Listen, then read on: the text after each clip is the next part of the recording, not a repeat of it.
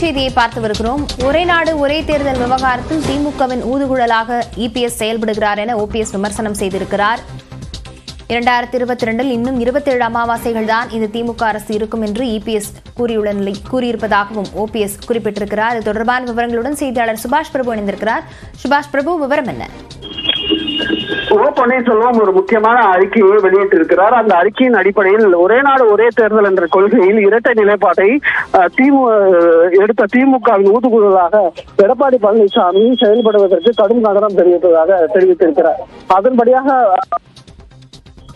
ஒரே நாடு ஒரே தேர்தல் நடைமுறை கொள்கை அதிமுக ஆதரிக்கிறது என்று ஒரே நாடு ஒரே தேர்தல் நடைமுறை என்று ஒரே நாடு ஒரே தேர்தல் நடைமுறைக்கு வந்தால் ஜனரஞ்சக திட்டங்கள் விட வளர்ச்சி மிக முக்கியமாக இருக்கும் என்று ஏற்கனவே கடந்த செப்டம்பர் மாதம் எடப்பாடி பழனிசாமி என்று அந்த அறிக்கையில் சுட்டிக்காட்டப்பட்டிருக்கிறது.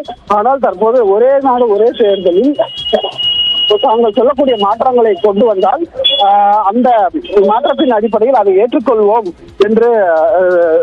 என்றும் அந்த அறிக்கையில் சுட்டிக்காட்டப்பட்டிருக்கிறது. தற்போது இரட்டை நிலைப்பாடாக இருக்கிறது.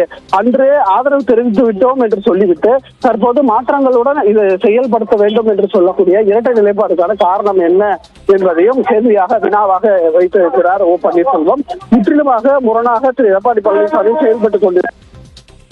திமுகவிடம் சரணாகதி அடைந்துவிட்டார் என்றும் தனித்தன்மை தாரை வாய்த்து விட்டதாகவும் இந்த அறிக்கையின் மூலம் குற்றம் சாட்டியிருக்கிறார். விவரங்களுக்கு நன்றி சுபாஷ் பிரபு.